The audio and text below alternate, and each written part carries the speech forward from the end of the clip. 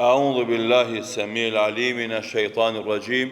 نرفان الإمام النووي رحمه الله تعالى ذثت وعن أبي هريرة رضي الله عنه قال رسول الله صلى الله عليه وسلم كانت بنو إسرائيل تسوسهم الأنبياء كلما هلك نبي خلفه نبي وإنه لا نبي بعدي وسيكون بعدي خلفاء فيكثرون.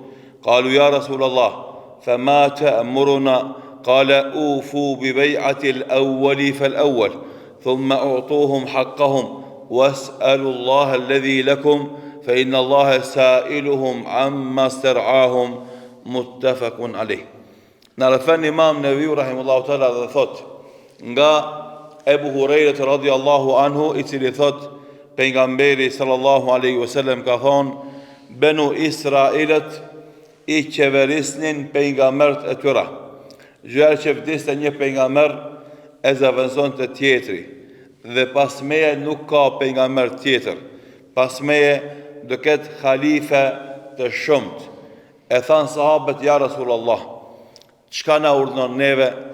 Tha pejgamberi sallallahu alaihi wasallam, përmbush në beslidhjen tuaj ndaj tyre një pas një, e pastaj përmbush një obligime tuaja ndaj tyre dhe lut në Allahun për hakun tuaj, se Allahu ka mi marrë pyetje ata për gjithë juve që ju kanë pas në pushtetin e tyre. Këtë hadith e transmeton Buhariu dhe Muslimi në dy sahihet e tyre. Na kemi dhënë disa mësime dhe porosi lidhje me këtë hadith, derisa erdhën te meselja e historisë së thirrjes islame, se tek populli Izraelit, Banu Israilet, ata qeveriseshin nga pejgamberët e tyre.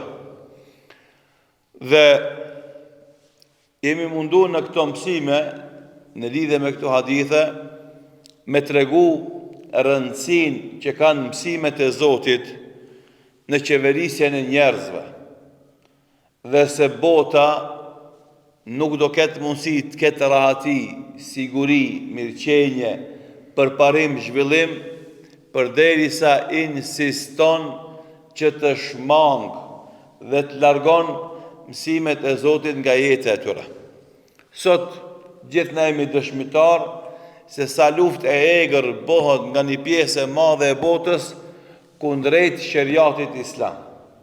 Luftë e egër teorike, luftë e egër akademike, luftë e egër politike, luftë e egër mediatike, luftë e egër ushtarake, në gjitha segmentet, vetëm u përmend termi shariat, më njëherë alarmon krejt edhe sulmojnë. Bile, edhe shumë hoxhallar në kohën e fundit hezitojnë me përmend shariatin Allahu dhul xhelal. Pse? Se do ketë sulme, do ketë shkuptime, do ketë pengesa në jetën e tij. Edhe krejt kjo tregon se pse njerëzit e sulmojnë shariatin e Allahut, për shkak se e dinë se i vetmi që mundet me dhënë garancë për siguri, mirëqenje, rahati është shariati i Allahut.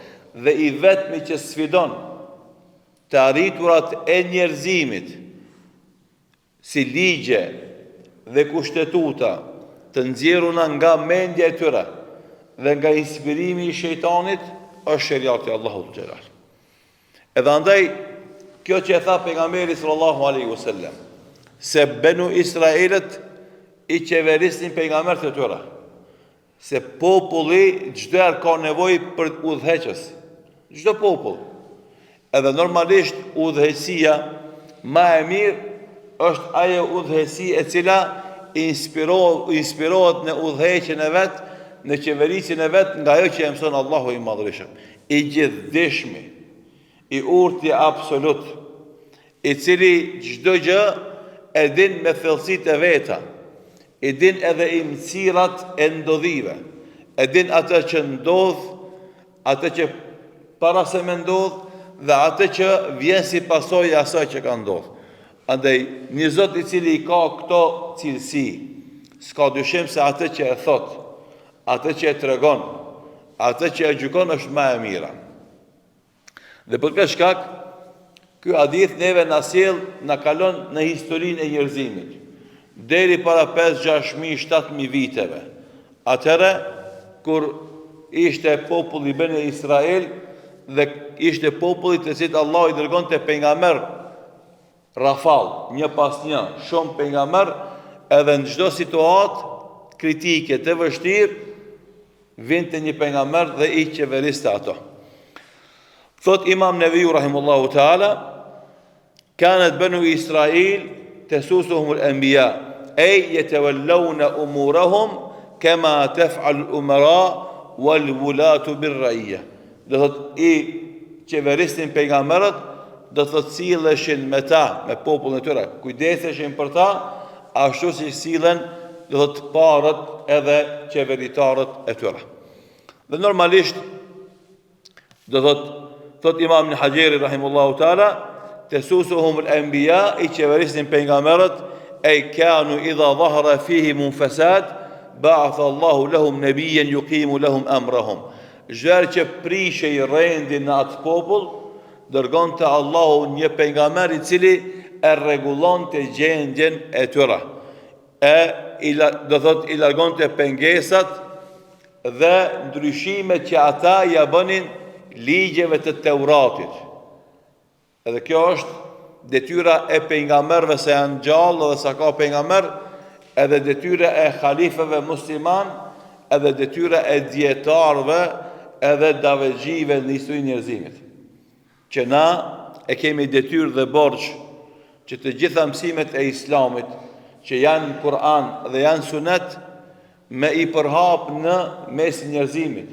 Edhe të gjitha meselet që i kanë haru, apo i kanë lënë mazore, me i tregu, apo të gjitha meselet që i kanë ndryshu, me i korrigju dhe me i kthy në originalin e tyre. Dhe thot Imam Ibn Hajeri rahimahullahu taala, fihi isharatun ila annahu la budda lira'iyatin min qa'imin bi umuriha, se çdo herë, çdo popull ka nevojë për dikën i cili do të kujdeset për të, yahmiluha ala at-tariq al-hasana, i cili e merr për dorë këtë popull në rrugën e mirë, wa yansifu al-madhluma min adh-dhalim, dhe e merr hakun e atij që është i shtypur, që i bë zullum nga zullumçari. Shikni, kjo sharim që jep Ibn Hajeri në shekullin e 7 Hijretit, dhe para 700 vjetëve. E kuptoni se cila është epicendra e qeverisjes, është drejtësia. Edhe këtë mesele na vazhdimisht jemi duke e përsërit, që me abot qartë se cilit njeri, edhe se cilit musliman, se objektiva ma e madhe e shariatit islam është që të vendoset drejtësi në mesin njerëzve. Ku se cili e merr hakun e vetë, dhe se cili e ka gajla hakun e huj. Kjo është parimi basë. Andaj thoshte Sheikhul Islam Ibn Taymiyyah rahimahullahu taala, i cili ka jetu para Imam Ibn Hajerit rahimahullahu taala, thoshte një fjali shumë të këndshme, shumë të bukur, që e rezumon e përmbledh këtë, fa aynama wujida al-adlu fa thamma shari'atullah. Aty ku është drejtësia, aty është shariati i Allahut dhul xhelal. Sepse qëllimi i shariatit është me vendos drejtësi. Qëllimi i krejt shpalljeve të Zotit është që në botë me pas drejtësi. Wa anihkum bainahum bil adl, që të gjykosh mes tyre me drejtësi. Inna Allaha ya'muru bil adli, Allahu urdhëron me drejtësi. E drejtësia është boshti i të gjitha zhvillimeve të ligjeve islame. Edhe mu për këtë arsye nuk ka mundësi me pas ligj më të mirë se ligji i Allahut dhul xhelal. Dhe për këtë arsye Allahu subhanahu wa taala e ka potencuar këtë fakt dhe u ka thonë njerëzimit: afa hukma al-jahiliyati yabghun wa man ahsanu min Allahi hukman liqaumin yuqinun. A dojnë ata ligj jahilietit, qeverisje jahilietit? S'ka qeverisje më të mirë se qeverisja Allahu të Gjelal. Këto janë fakte, argumente të imanit, janë shtyllat të besimit, se cili musliman duhet mi pas qarta dhe mi besu pa dyshim se s'ka ligj më të mirë se ligji Allahu të Gjelal. Edhe duhet me punue aty ku ka mundësi me ligjin Allahut me jetu. E asesi me deju vetvetes që në momentin që ai ka mundësi me jetu sipas ligjeve të Zotit, me zgjedh ligje tjera veç ti, sepse ai me këtë veprim e shëmton, e dëmton, e shemb imanin e tij. Nuk ngelet nga imani i tij asgjë në zemrën e tij, nëse ai kur ka mundësi me zgjedh mes ligjit të Zotit dhe ligjeve të xahiljetit, me zgjedh ato e me lëm pazore ligjin Allahu subhanahu wa taala. Pse? Sepse Allahu në Kur'an gjithashtu thot: "Wa man lam yahkum bima anzala Allah, fa ulaika humul kafirun." Ata që nuk qeverisin me ligjin e Allahut, ata janë jo besimtar. Nuk mundet me qenë njeriu besimtar, me besu Allahun dhu xhelal që si gjithdijshëm, edhe si drejt, edhe si njeri, si pushtetar që qeveris, e me lon ligjin e Allahut, qeverisin e tij, e me zgjedh ligje dhe qeverisje të njerëzve. Dhe për këtë arsye, do thot besimtari duhet mi pas të qarta këto fakte, edhe duhet vazhdimisht me dëshiru që kudo që jetë ligji i Allahut me mbretëru, edhe njerëzimi përpara me ecë me lejen dhe ndihmën e Allahut subhanahu wa taala. Thënë ulemat, popujt që të cilëve Allahu ka dërgu pejgamber dhe pejgambert e tyre janë dallu edhe si pejgamber edhe si mbretër, është populli Izraelit, që themi na Benu Israil. Atyre Allahu dhu xhelal u dërgonte edhe pejgamber edhe mbretër. Andaj në historinë e pejgamberëve gjithna kemi ndëgju edhe për Davudin a.s. edhe për Sulejmanin a.s. Edhe Davudi ishte pejgamber edhe mbret, edhe Sulejmani a.s. biri i tij ishte pejgamber edhe mbret. Babë e bir ishin edhe pejgamber edhe mbretër. Edhe ata qeverisnin me popujt e tyre, edhe si pejgamber të Zotit, po edhe si mbretër të tyre. E përmend Allahu dhu xhelal në Kur'an tregimin e Talutit dhe Xhalutit dhe ballafaqimin e këtij udhëhecit besimtar Talutit kundrejt mbretit jo besimtar Xhalutit. Edhe në mesin e ushtrisë të Talutit ishte edhe Davudi a.s. hala po u bo pejgamber, edhe hala po u bo mbret. Ishte i ri, po ishte trim, ishte i guzimshëm. Edhe ai e mori përsipër të udhëheq ushtrinë e Talutit në luftë kundër Xhalutit. Edhe me ndihmën e Allahut xhelal fituan për shkak të besimit që kishin ata. Besimin në Allahun e Madhreshëm dhe guximin e sakrificës. Edhe ajo që e tregon Allahu subhanahu wa taala në surën A'raf,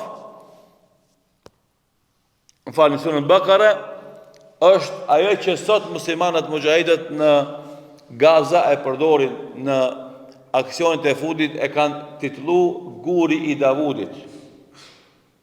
Pse? Sepse Guri i Davudit ishte ajo që do thot e gjuanim na si fëmijë përpara, i bënim ata llastikat edhe gjunim me gur, edhe Davudi a.s. e gjujti me gur Xhalutin dhe e mbyti. Edhe aksionet e fundit mujahidëve në Gaza quhen Guri i Davudit a.s. sepse me te e fituan Xhalutin. Edhe mujahidët me lejen e ndihmën e Allahu dhu xhelal, me atë që kanë mundësi që e bëjnë, dhe e fitojnë forcat agresore sioniste në zullumin e tyre që bëjnë në Palestinë, përgjithësi dhe në Gaza në veçanti. Thot Allahu dhu xhelal: Alam tara ila al-mala'i min bani Israila min ba'di Musa idh qalu li nabiyyin lahum ib'ath lana malikan nuqatilu fi sabilillah qala hal asaytum in kutiba alaykumul qitalu an la tuqatilu qalu wama lana an la nuqatila fi sabilillah وقد أخرجنا من ديارنا وأبنائنا فلما كتب عليهم القتال تولوا إلا قليلا منهم والله عليم بالظالمين.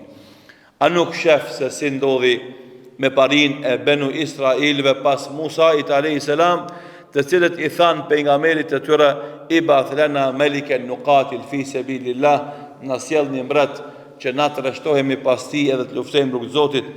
E u tha hal asaytum in kutiba alaykumul qitalu an la tuqatilu, mos kërkoni luftën se nëse u bot obligim lufta, ndoshta ju s'jeni të përgatitur me luftu. Qalu wama lana an la nuqatila fi sabilillah, pse na mos me luftu në rrugë Zotit, kur neve na dëbuan nga vendi jon edhe e dëbuan prej vendeve tona dhe familjen ton, e kur Allahu e bëri obligim luftën për ta, ata ja kthin shpinën këtij obligimit përveç një pakicës e vogël. Wallahu alimun bizzalimin, Allahu është ai që hollësisht e din atë që bëjnë zullumqtarët. Do thotë, kjo është puna e njerëzve, atëherë edhe sot. Njerëzit lipin pi Zotit shumë ma shumë se janë gatshëm me dhonë vetë. Njeriu kur është ngusht, çka s'lip pi Zotit, edhe çka si premton Zotit. E kur Allahu ja plotson nevojat, ai i haron premtimet e veta. Edhe i lën pas dorë obligimet e veta. E xhihadi fi sabilillah, gatishmëria për të sakrifikuar në rrugt të Allahut xhelal këtë çka ki, edhe jetën tone, është maksimumi i gradës së imanit që arrin besimtari. Edhe nëse ummeti islam nuk arrin këtë nivel të gatishmërisë që të flion edhe jetën e tij për hir të Zotit dhul xhelal dhe të fiton shpërblimet e tija, nuk ka mundësi me ndryshu gjendja e tyre. Andaj edhe Benu Israilet kërkonin zgjidhje për Zotit, kërkonin mbret që ka mi udhëheq në luftë, tu mendu se veç me muhabet sosën këtë punë, tu mendu se veç me shkrim në rrjete sociale sosën këtë punë, tu mendu se lufta bëhet me tastiere, në për kompjutera, telefone. Jo vëlla, lufta e xhihadi muslimanit fillon sabah. Atëherë kur e bën xhihad nefsin e vet, që e thret mos me dal për shtratit. Atëherë kur e bën xhihad shejtanin, i cili e bën vezvesën mos me dal në xhami. Pi aty fillon xhihadi i muslimanit. Nëse muslimani hoxh qoft, xhamat qoft, s'fillon xhihadi me nefsin e tij sabah, mos e prit me pa në mejdan të luftës atë njeri. Mos e prit, se s'mund është me gjetë. Këtë trimat që folin për xhihad, kush do koft, edhe une në kofshaj. Nëse s'jam i rregullt namaz sabah në xhami, mos prit për me e kur një send. Se lafe folin këtë bota. Ama mejdani i burrave është fillon sabah në xhami dhe vazhdon deri te mejdani më i madh, xhihadin betej. Ama kush fol prapë marr ngjathën shmajt, trimni, heroizëm, muhabete, plot sa dush, e vjen vakti sabah xhamia shprast, as imami s'del, as xhamati s'del, mos prit për atyme që folin sa dush, se mujnë me bo diçka. Hoxha, nëse don me bo xhihadin e davetit, janis në sabah në xhami. Gjemati, nëse do me bo xhihadin e vet, janis sabah në xhami. Si ta fitoje këtë betej, ka mundësi Allahu me shpërbly me fitore tjera. Kush e dështon këtë betej, nuk ka mundësi ai me fitu beteja tjera. Se nuk e ka me vetë ndihmën e Allahut xhelal. Dhe për krahjen e tij, pasi që ai aty ka pas mas lehti edhe më të mundshme me arrit në sukses në fitore sabahun, nuk ja ka dhon hizmetin. E çka prej ti pastaj. Andaj kjo histori që përmend Allahu i Madhëshëm këtë ajet kuranor është përsërit edhe në kohën e Muhamedit sallallahu alaihi wasallam. Edhe fillim të Islamit, kur muslimanët ishin keq në Mekë, shtypeshin, rriheshin, maltretoheshin, vriteshin, lifshin luftë. E thekë Allahu dhu gjelal sabër. Mos e lipni, Se do vjen momenti të bëhet obligim gjihadi, e ju e do bëhet të rëndë, do i bëhet keq, do i bëhet vështirë. Edhe tha Allahu Xhelal pastaj kutiba alaykumul qitalu wa huwa kurhun lakum wa asa an takrahu shay'an wa huwa khairun lakum. U bë farz obligimi i luftës për ju. U bë farz lufta për ju. Edhe pse ju e urreni, nuk e doni. Mirë po, ndodh që ju nuk e doni një gjë, e në te ka mirësi të mira. E sigurisht, të gjitha obligimet e Islamit ka mirësi të jashtëzakonshme për atë i cili mendon edhe për atë i cili miri i kupton ato. Edhe andaj besimtari do të zhvere që është para vendimeve të Allahu Xhelal, çka do të më thonaj? Sami'na wa ata'na. Ndëgjuam dhe respektuam. S'ka çka me filozofu, s'ka çka me zgjedh aty. Para vendimeve të Allahu Xhelal, qëndrimi i tij është sami'na wa ata'na. Ndëgjuam dhe respektuam. Edhe në këtë formë ti e ngrit veten tënde te Allahu subhanahu wa taala.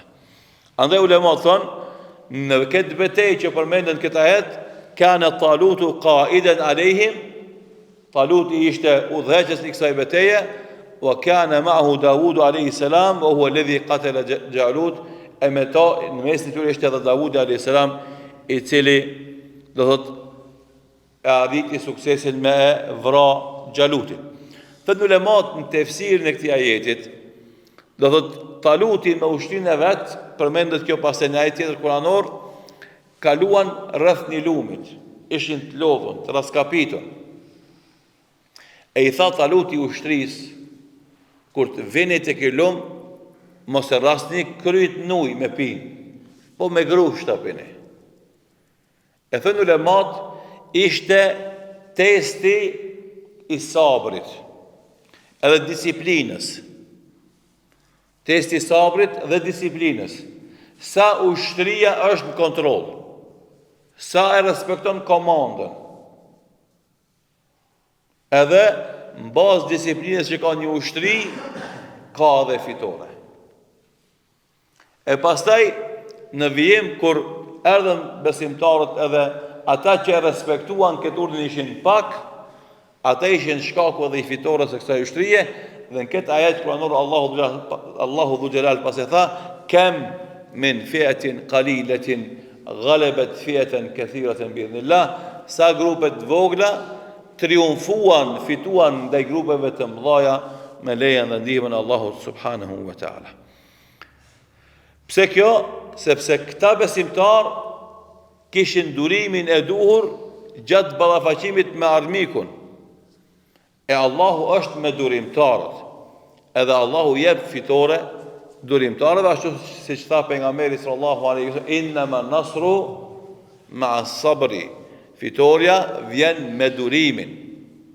Dhe do thot besimtarët pastaj momentin e ballafaqimit me ushtrinë e Xhalutit kërkuan prej Allahut ndihmën dhe fitoren prej tyre, dhe Allahu ju përgjigj lutjes së këtyre besimtarëve që ishin të ndëgjueshëm ndaj Zotit fillimisht, pastaj të ndëgjueshëm edhe ndaj komandantit të tyre, dhe va këtë fitore dhe do thot ja dha fitoren konkretisht Davud alayhis salam, i cili do thot ishte i gatshëm sakrifikon çdo gjë nga jeta e tij për të fituar deri për të ardhur te kjo fitore.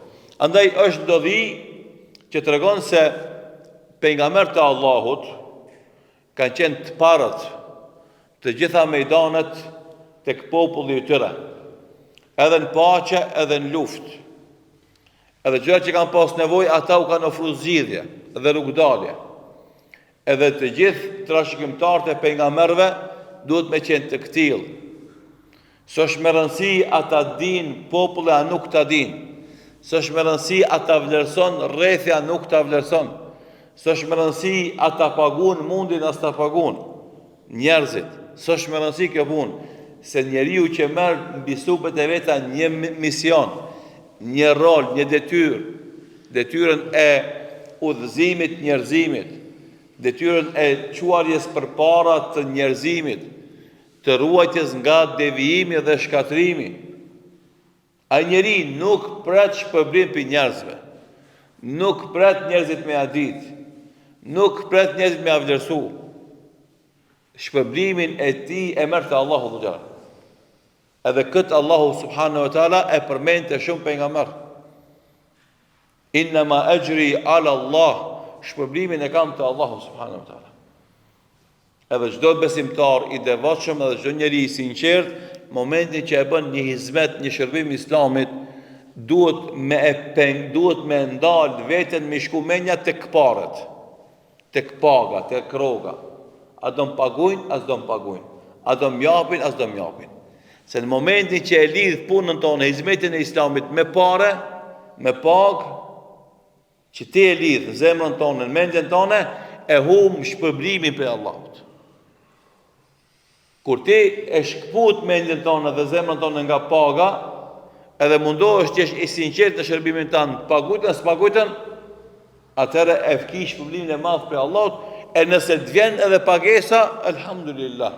Po nuk vjen, nuk duhesh me prish zemrën edhe njetin tanë, se unë e bona punën s'ma pagujtën.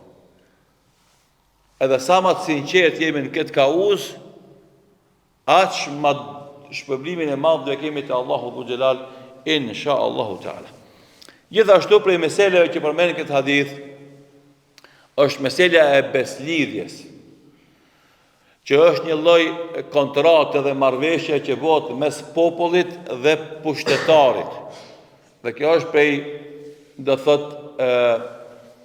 vlerave islame, rregullave islame në raportet mes popullit dhe pushtetarit. Për këtë mesele, inshallah taala vazhdojmë në dersën e ardhshëm për ta sqaruar, duke lutur Allahun e Madhëshëm që Allahu të na jep të dobishme dhe vepra të mira, në jep sinqeritet në fjalë dhe vepra, dhe ashtu si ne ka bashkuar në këtë xhami për të mësuar këto hadithe të pejgamberit sallallahu alaihi wasallam. Allahu i Madhëshëm na bashkoft me Muhamedin sallallahu alaihi wasallam jannatul firdaus. Wallahu ta'ala a'lam. Sallallahu ala Muhammedin wa akhiru da'wana alhamdulillahi rabbil alamin.